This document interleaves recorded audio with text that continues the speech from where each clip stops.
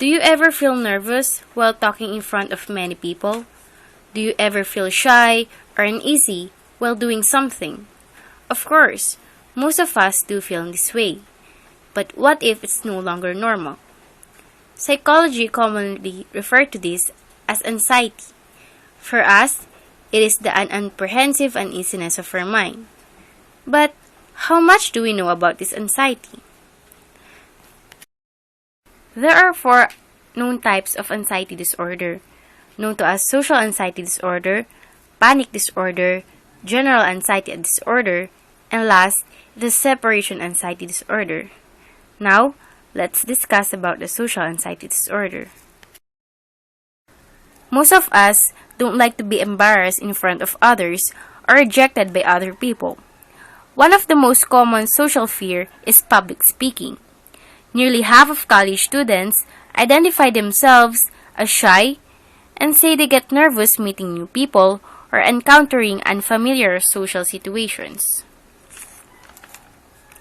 In social situations, people with social anxiety disorder may tremble and perspire, feel confused and dizzy, have heart palpitations, and eventually have a full panic attack. The DSM-5 has set a criteria for social anxiety disorder. Criteria A: mark fear or anxiety about one or more social situations in which the individual is exposed to possible scrutiny by others. Examples include social interactions, having a conversation, meeting unfamiliar people, being observed, eating or drinking, and performing in front of others.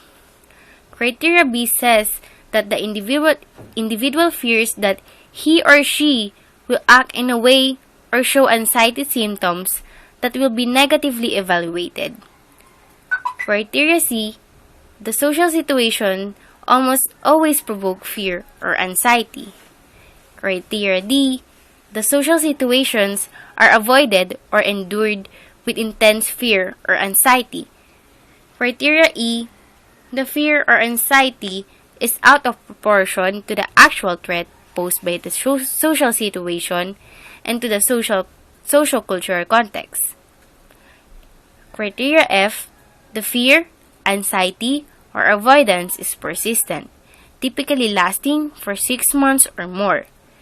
G: the fear, anxiety, or avoidance causes clinically significant distress or impairment in social, occupational, or other important areas of functioning. Criteria H: the fear, anxiety, or avoidance is not attributable to the physiological effects of a substance or another medical condition. Criteria I: the fear, anxiety, or avoidance is not better explained by the symptoms of another mental disorder. Now, let's discuss about the panic disorder. People with panic disorder have many episodes in a short period of time, such as every day of the week, and then go weeks or months without any episodes, followed by another period.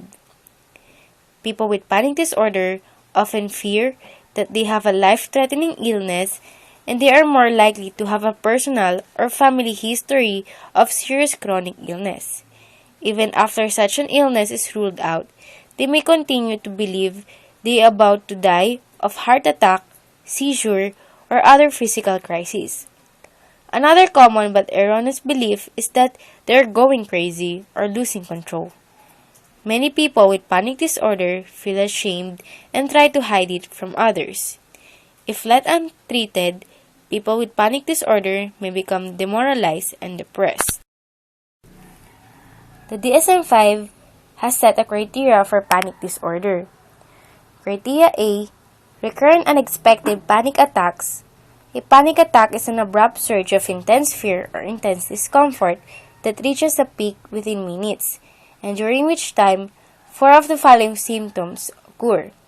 These symptoms are palpitations, pounding heart, accelerated heart rate, sweating, trembling or shaking, sensations of shortness of breath, feeling of choking, chest pain, or discomfort, nausea or abdominal distress, feeling dizzy, unsteady, lightheaded, or faint, chills or heat sensations, derealization or depersonalization, being attached from oneself, fear of losing control or going crazy, and also fear of dying.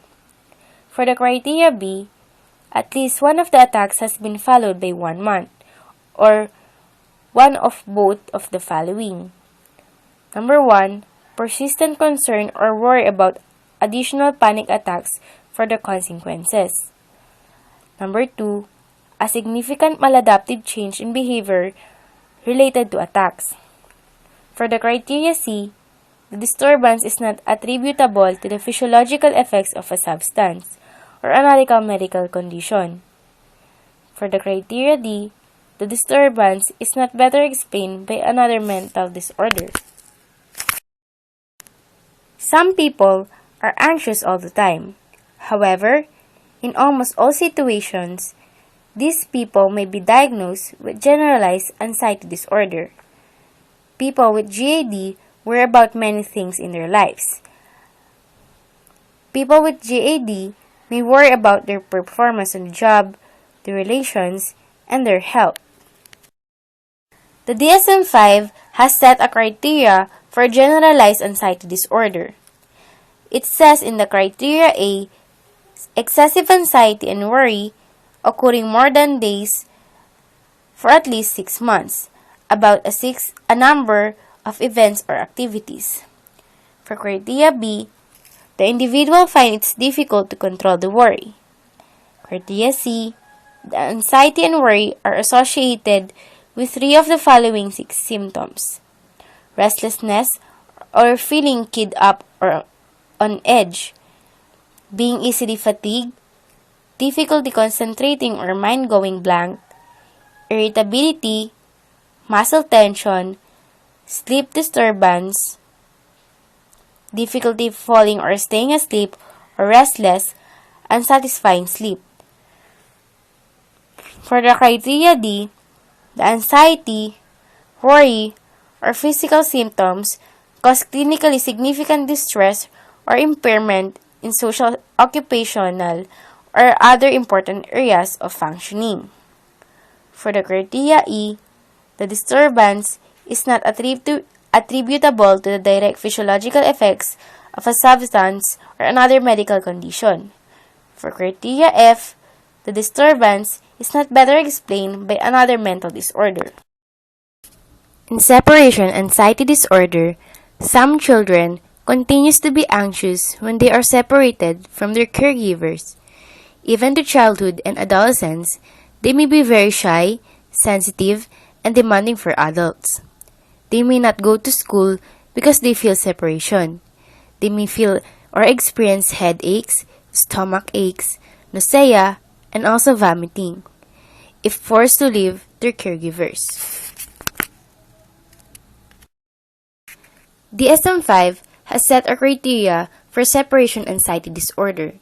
In criteria A, it says that developmentally inappropriate and excessive fear or anxiety concerning separation from those to whom the individual is attached, as evidenced by at least 3 of the following.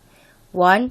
Recurrent excessive distress when anticipating or experiencing separation from home or major attachment figures. Number 2. Persistent and excessive worry about losing major attachment figure or possible harm. Number 3. Persistent and excessive worry about experiencing an untoward event that causes separation from a major attachment. Number 4. Persistent and excessive worry about experiencing an outward event. Number 5.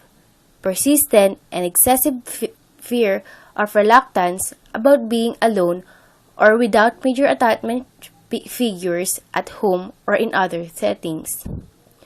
Number 6. Persistent reluctance or refusal to slip away from home or to go to sleep without being near a major attachment figure. 7. Repeated nightmares involving the theme of separation. 8. repeated complaints of physical symptoms. In criteria B, it says that the fear, anxiety, or avoidance is persistent, lasting at least 4 weeks in children and adolescents, and typically 6 months or more in adults. In criteria C, the disturbance causes clinically significant distress or impairment in social, academic, occupational, or other important areas of functioning. In D, the disturbance is not better explained by other mental disorder such as refusal to leave home because of excessive resistance to change in autism spectrum disorder.